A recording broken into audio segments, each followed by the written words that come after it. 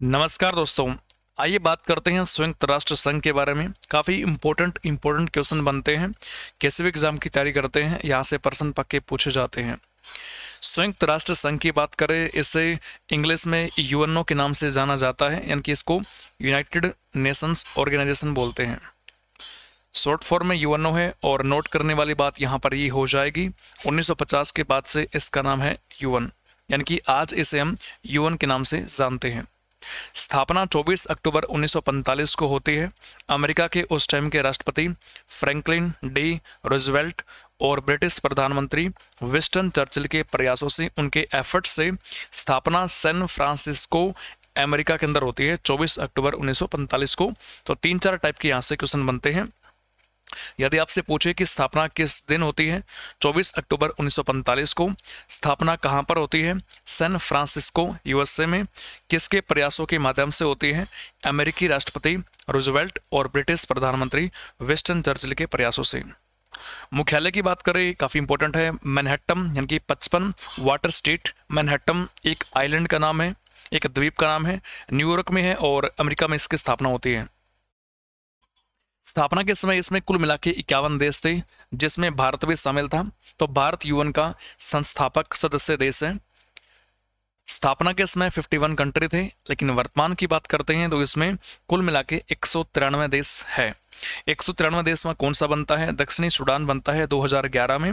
Actually Sudan country Africa महाद्वीप का एक देश है। पहले सूडान के नाम से इसे जाना जाता था, लेकिन 2011 में सूडान के 2 पार्ट हो जाते हैं।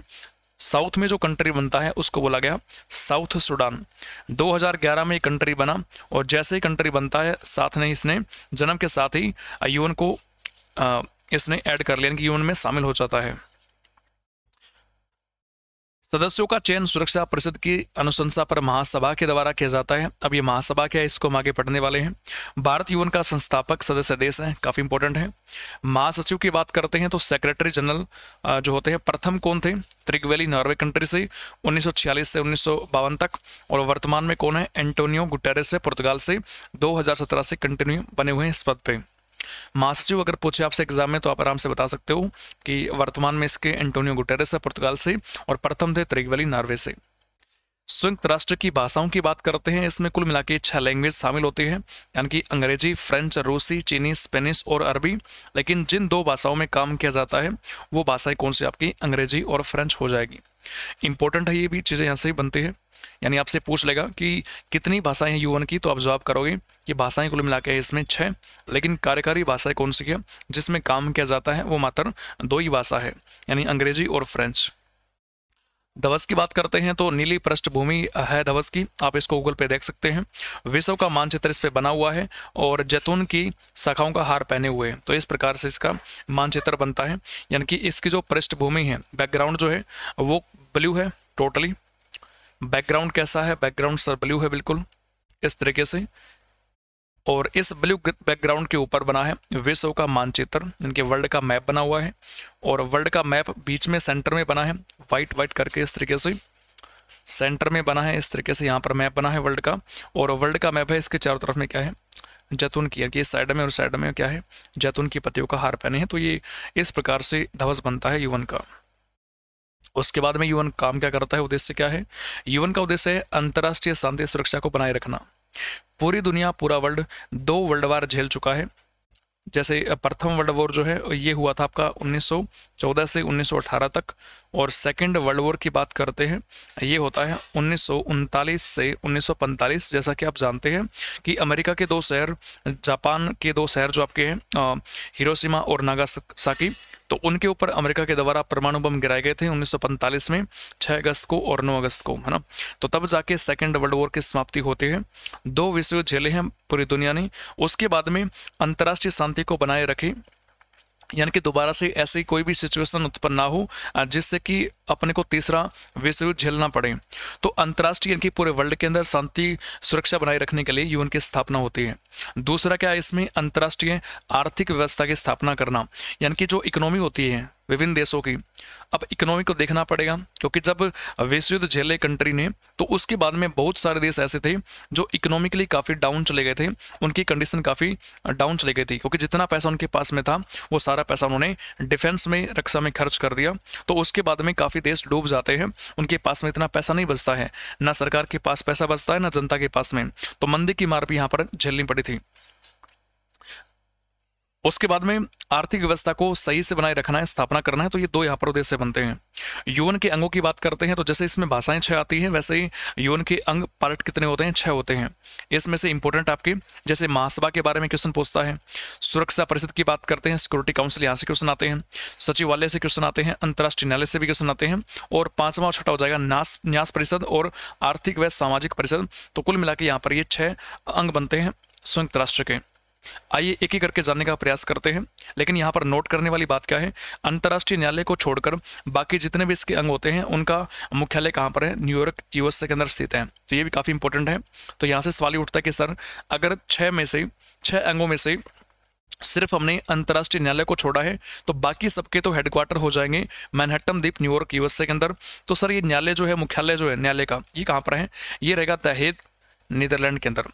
और अगर ऑप्शन के अंदर नीदरलैंड ऑप्शन में ना हो तो फिर मिलेगा आपको हॉलैंड, यानी कि द हेग शहर का नाम है और ये कहाँ पर पड़ता है? नीदरलैंड में। या फिर ऑप्शन मिलेगा आपको हॉलैंड, क्योंकि नीदरलैंड का पुराना नाम क्या है? हॉलैंड है। उसके बाद में सबसे पहले बात करते हैं महासभा के बारे में। महासभा जैसे कि आपने पढ़ा है मुख्यालय न्यूयॉर्क अमेरिका में है, इसको विश्व की लघु संसद के नाम से जानते हैं, ये महासभा का उपनाम है। यूएन का बजट जो होता है उसका अनुमोदन भी महासभा के द्वारा ही किया जाता है, और यूएन का जो बजट होता है वो कैसा होता है? तभी वार्षिक, यानी कि 2 साल में एक बार इसको अपनाया जाता है। संयुक्त राष्ट्र महासभा की प्रथम महिला अध्यक्ष, काफी इंपॉर्टेंट क्वेश्चन है, कौन थी? विजय लक्ष्मी पंडित, भारत की तरफ से 1962 से 1964। भारत की संविधान सभा में कुल मिला के 15 महिलाएं थी, जिसमें से एक महिला विजय लक्ष्मी पंडित भी थी। बाद में जाके ये बनती है संयुक्त राष्ट्र महासभा की प्रथम महिला अध्यक्ष। संयुक्त राष्ट्र के महासचिव की नियुक्ति भी इन्हीं के द्वारा की जाती है, इनकी महासभा के द्वारा ही की जाती है।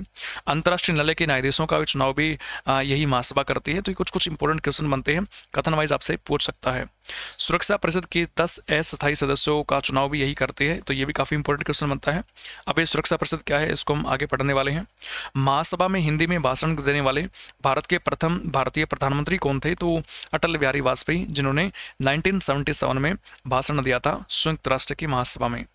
उस समय सरकार में विदेश मंत्री थे, यानी कि फॉरेन मिनिस्टर थे, जैसे आज की सुब्रमण्यम जयशंकर है, तो उस टाइम पर भारत के विदेश मंत्री थे अटल बिहारी वाजपेयी। अच्छा ठीक है सर, ये तो हमें समझ में आता है, लेकिन उस टाइम पर प्रधानमंत्री कौन थे? तो उस टाइम पर देश के पीएम थे मोरारजी देसाई, जो कि प्रथम गैर कांग्रेसी पीएम भी थे। आइए बात करते हैं सुरक्षा परिषद के बारे में। सुरक्षा परिषद की बात करें तो इसका मुख्यालय भी कहाँ पर है? न्यूयॉर्क यूएसए के अंदर है। इसको दुनिया का पुलिसमैन कहा जाता है, यानी कि इससे पहले आपने जो पढ़ा है महासभा, तो महासभा को विश्व की लघु संसद बोलते हैं, वैसे ही सुरक्षा परिषद को बोलते हैं दुनिया का पुलिसमैन। इसमें 5 स्थायी यानी कि परमानेंट मेंबर होते हैं और 10 इसके टेम्परेरी यानी कि नॉन परमानेंट मेंबर होते हैं। कुल मिला के मेंबर होते हैं इसमें 15, यानी कि 5 स्थायी है इसमें 15 में से, और 10 कैसे हो जाएंगे? अस्थायी हो जाएंगे। काफी इंपॉर्टेंट है ये। 5 स्थायी मेंबर की बात करें कौन कौन से हैं जिनके पास में वीटो पावर है, जैसे कि रूस है, चीन है, अमेरिका है, ब्रिटेन है, फ्रांस है। ये 5 परमानेंट मेंबर है, ये बने रहते हैं। लेकिन जो 10 अस्थायी मेंबर है उनमें बात करते हैं तो वर्तमान में बात करें अल्बानिया, ब्राजील, इक्वाडोर, गैबोन, घाना, जापान, माल्टा, मोजाम्बिक, स्विट्जरलैंड और यूएई है। क्या भारत भी इसका कभी मेंबर बना है? तो भारत 8 बारी बना है यूएन का अस्थायी मेंबर, और अस्थायी मेंबर प्रत्येक 2 साल के लिए बनता है। ठीक है, जैसे लास्ट टाइम बात करते हैं तो भारत 2020 से 2022 तक बना था यूएन में सुरक्षा परिषद का अस्थायी मेंबर। तो 2 साल के लिए अस्थायी मेंबर का चुनाव होता है, ये अल्टरनेटिव होता रहता है। ठीक है, वर्तमान में 10 मेंबर है इसके जो अस्थायी है, 5 परमानेंट है, तो कुल मिला के हुए 15। अंतर्राष्ट्रीय न्यायालय की बात करते हैं तो इसका मुख्यालय द हेग नीदरलैंड के अंदर है, जैसे कि आपने पहले पढ़ा है वीडियो में। इसमें कुल जज जो होते हैं तो उनकी संख्या कितनी होती है बच्चों? 15 होती है। प्रत्येक जज का कार्यकाल कितना होता है? 9 साल का होता है। चुनाव कौन करता है? महासभा करता है और सुरक्षा परिषद के द्वारा किया जाता है। 1/3 सदस्यों का चुनाव प्रत्येक 3 वर्ष के बाद होता है। इसमें इनके इतने ही जज रिटायर होते हैं और उनका चुनाव करवा लिया जाता है। अध्यक्ष व उपाध्यक्ष का चुनाव 3 वर्षों के लिए होता है। न्यायालय की आधिकारिक भाषा क्या है? तो अंग्रेजी और फ्रेंच भाषा जो है वो न्यायालय की आधिकारिक भाषा है। अंतर्राष्ट्रीय न्यायालय की बात करते हैं तो इसके अंदर भारत के भी 4 जज रह चुके हैं, जिसमें एक बेनीगल रामाराव है जो प्रथम न्यायाधीश बने, एक नागेंद्र सिंह है जो प्रथम अध्यक्ष बनते हैं। अध्यक्ष और न्यायाधीश, यानी कि न्यायाधीश तो 15 होते हैं, उनमें जो मेन होता है उसको अपन अध्यक्ष बोलते हैं। नागेंद्र सिंह रह चुके हैं। RS पाठक भी बने हैं, और दलबीर भंडारी, ये तो वर्तमान के अंदर इनका सेकंड टर्नर चल रहा है।